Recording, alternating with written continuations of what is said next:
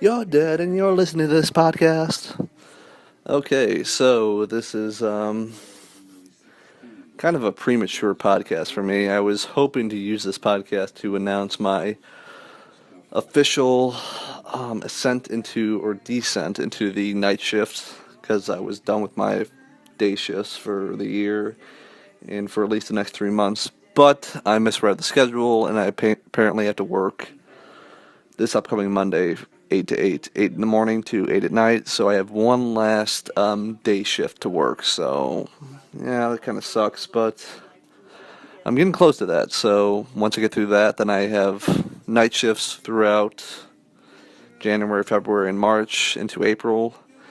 Hopefully for longer, but I don't know. The guy I switched with, I'm pretty sure once he gets to April, he's going to be like, fuck this. I'm going back to the night shift, and then I have to go back to the day shift. So we'll see. So that intro you heard was one of my favorite movies. One of my first dates I went on was and I said I was gonna reduce the so let's stop there. That intro was to one of my favorite films, which was also the setting for one of my first dates. God damn it! I said it again. One of my first dates, which was the movie What We Do in the Shadows. Jermaine Clement, Takehi Whitey. I can't pronounce the name, but it's a mockumentary about vampires, and it is fucking hilarious. And there's a reason I use that. I've always been considered, like a lot of my friends, one of my best friends has called me a vampire, and there's a easy reason for that. I have a very pale complexion, and I have very prominent incisors, which, for whatever reason, a lot of girls that have met me have been like, they really like that feature on me. I guess they think, I don't know, Twilight and shit, but I fucking hate Twilight, so. Anyway, so I am a very nocturnal person. Right now I'm looking at, I said I'm again, god damn it. I'm looking at a picture that I got for Christmas from my sister. Thank you very much, Shannon. It is a picture of Nosferatu, the wonderful Max Schreck, over my dining room table now. Just him, just those very sharp teeth and the claws over the body he's about to sink his teeth into. So it seemed appropriate for the and I said again for the setting right there.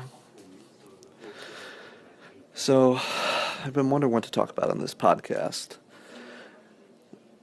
I initially, because I thought I had my last and I said again, I had my last night shift or day shift the other day.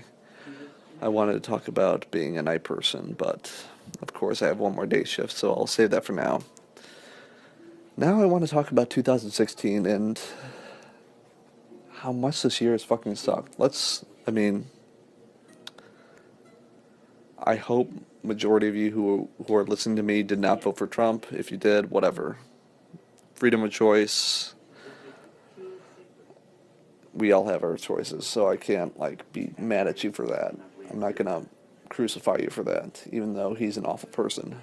But let's talk about the deaths this year. There have been so many fucking stars, like really fucking big stars. We just lost Carrie Fisher last year.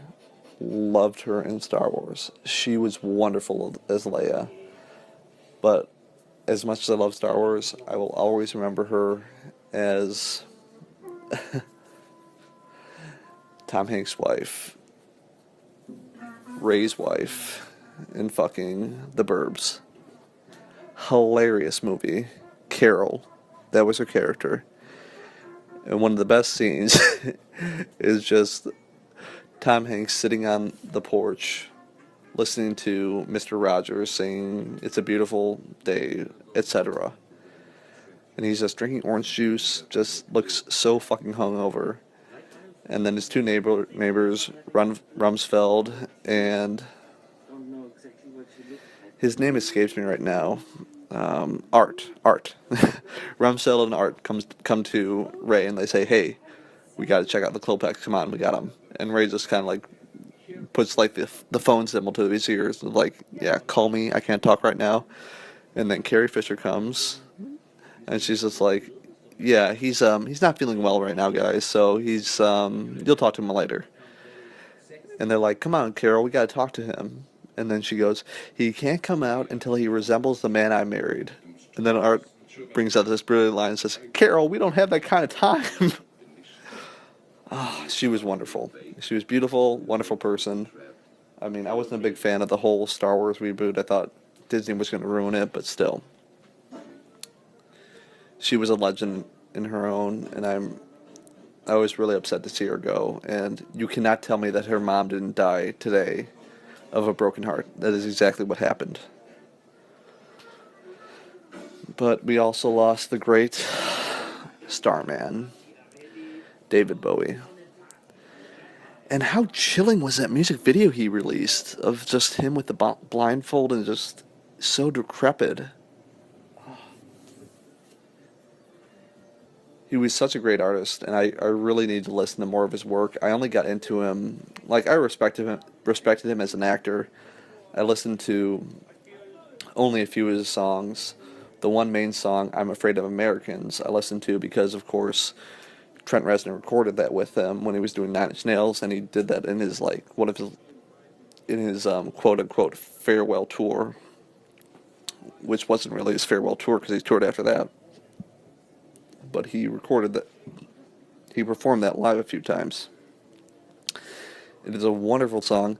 The music video is so fucking intense. You just see David Bowie going around reading newspapers, and every once in a while you see Trent like lurking over his shoulder. And by the way, Trent Reznor is a very, very imposing force. You just looking at him, especially with the long hair and the little like beard thing he got going on with the whole. It was kind of in the Perfect Drug era, his music video that was going on. So he was a very intimidating man. So that music video was awesome. The one thing that sticks out in the music video for I'm Afraid of Americans is there's a moment where every time like David Bowie's going around, he sees people doing like shadow gunning, like doing fake guns. They're not shooting guns, but they're doing like gun motions. And he's just walking around, and all of a sudden, like before the I'm Afraid of Americans solo comes on, he looks and he sees one guy talking to another girl, and then this priest, this reverend, he's got this priest uniform, he's got the white collar. He comes behind the guy, and he grabs his neck, and he does a little gun motion to his head, like shooting him in the back of the head. And David Bowie fucking starts booking it. I don't know why that is so fucking powerful to me, but it's just a great fucking image, and it goes, I'm afraid of Americans, I'm afraid of the world. And you know what, at this point, when we have Donald Trump running the country, I am afraid of Americans. Who knows what we're gonna fucking do. But we, of course, also lost, I'm sorry, I said in the sports world, we lost Jose Fernandez. And partially it was his fault and his friend's fault, because they were, as the toxicology reports show, he was drinking, he was doing cocaine or whatever. He had drugs in his system, so probably shouldn't have been on the boat in the first place. But this dude was fucking, I want to say he was 22 years old. He was a star in the fucking league. Dead. Just like that. Any moment you can be gone. Franchise